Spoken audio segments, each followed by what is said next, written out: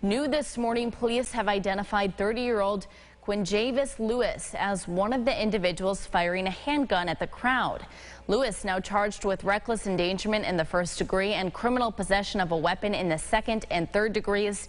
He is scheduled to be arraigned in court today at 9:30 this morning.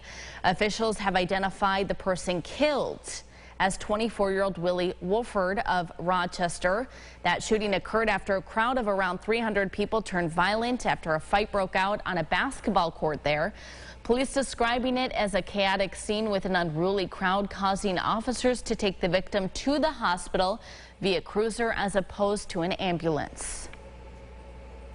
There's a lot of yelling at the officers, just hostile, being, nobody's physically interfered. There wasn't like punches thrown or shoving officers or anything along those lines, but it was a crowd yelling at the officers. And so rather than helping the officers to get this medical care to this person, try to get this person to the hospital as quickly as they can to try to survive their injuries, the crowd was instead egging the officers on, was being verbally aggressive towards the officers instead.